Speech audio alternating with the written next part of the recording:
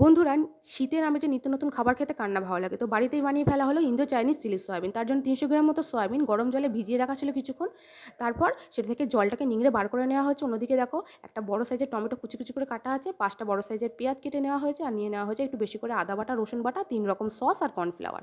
এদিকে জল ঝরিয়ে রাখা সয়াবিনের ওপর ৩ চামচ কর্নফ্লাওয়ার, ৩ চামচ ময়দা, অল্প একটু গোলমরিচের গুঁড়ো, ১ চামচ মতো কাশ্মীরি রেড চিলি পাউডার আর দিয়ে দেওয়া হয়েছে রসুন বাটা আর আদা বাটার থেকে অর্ধেক অর্ধেক রসুন বাটা, আদা বাটা, স্বাদ মতো লবণ দিয়ে ভালো করে সোয়াবিনটাকে ম্যারিনেট করে নিতে হবে। আর এখানে কোনো জল দিতে হবে না, সোয়াবিনের যে জল ছিল সেই দিয়ে কিন্তু ম্যারিনেট হয়ে যাবে। আর এখানে আলুর দমের মশলাও দেওয়া হয়েছে ম্যারিনেটের সময়, তোমরা চাইলে দিতেও পারো নাও পারো।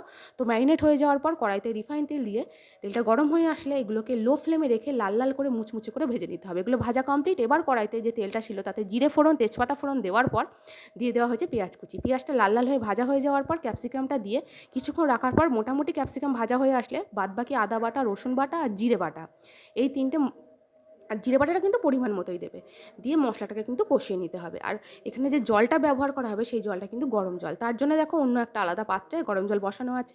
তো এদিকে তারপর মশলা মোটামুটি কষে আসলে অল্প একটু হলুদ, হাফ চামচ মতো ঝাল লঙ্কার গুঁড়ো, টমেটো কুচি, ৩টে কাঁচা লঙ্কা আর স্বাদ মতো লবণ দিয়ে খুব ভালোভাবে আর অল্প একটু গরম জল দিয়ে ভালো করে মশলাটাকে আরও ভালো করে কষিয়ে নেওয়া হয়েছে। আর তাতে দেওয়া হয়েছে একটু লাল লঙ্কার গুঁড়ো আর একটু গোলমরিচ, মানে গোলমরিচের গুঁড়ো। মশলা মোটামুটি ভালোভাবে কষে আসলে তখন ২ ঢাকনা মতো সয়া সস, ২ ঢাকনা চিলি সস আর একটু বেশি করে টমেটো সস দিয়ে আর অল্প একটু গরম জল দিয়ে আর ২ ঢাকনা মতো ভিনিগার দিয়ে ভালো করে একটা গ্রেভি তৈরি করে নিতে হবে। গ্রেভিটা মোটামুটি হয়ে গেলে তখন তাতে দিয়ে দিতে হবে গরম জল।